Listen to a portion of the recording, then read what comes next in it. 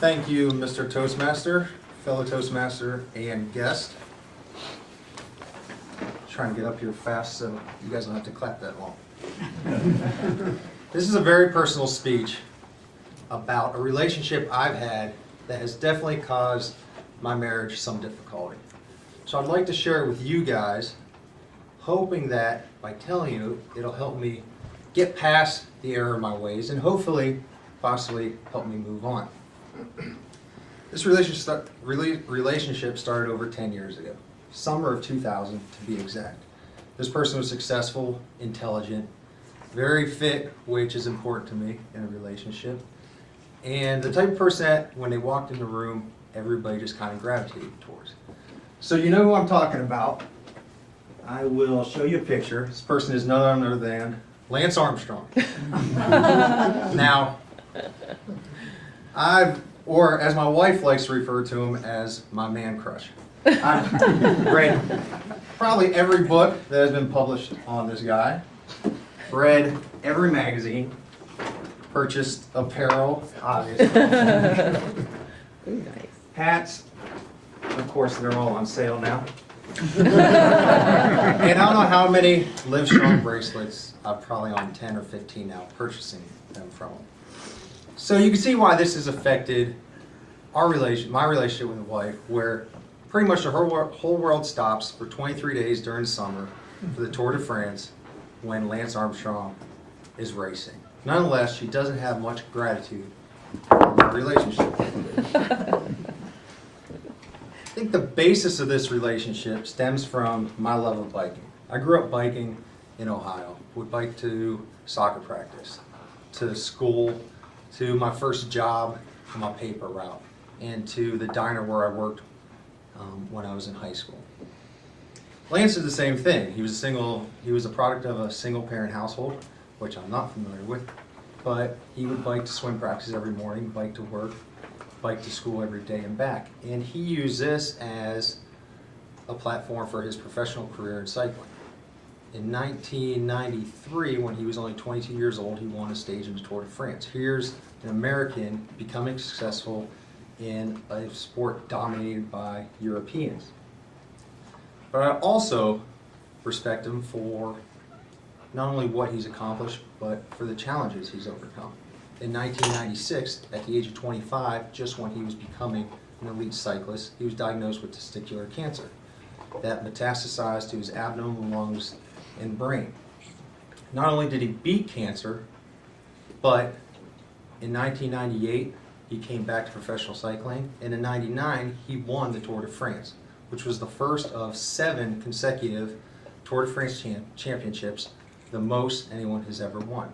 But like most of our heroes, soon came to realize that he's not superhuman, he's infallible.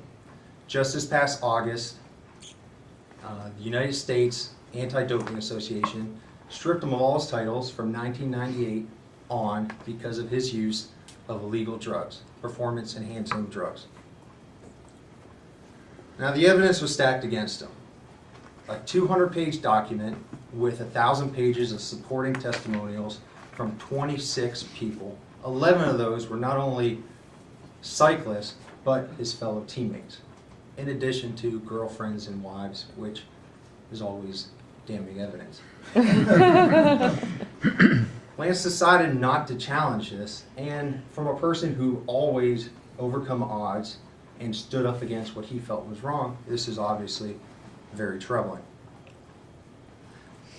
So this presents a dilemma. Where does this leave me in our relationship?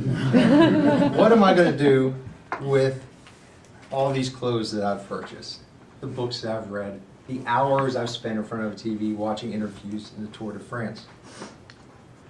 In Lance's defense, he has never once tested positive for any drugs, and he was the most tested athlete in the history of sport. Also, look what he's done to help millions of people throughout not only the United States, but the world. His Livestrong Foundation, he stood up in 1997 after he beat cancer, has raised over $500 million for cancer research and helped over 2.5 million cancer survivors.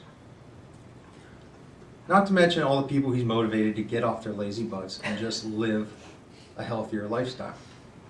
And the fact that the profession of professional cycling has always been rife with cheating. When the Tour de France started in 1903, cyclists were cheating from the beginning, taking trains to shortcut the routes, later holding on to cars to help them go faster.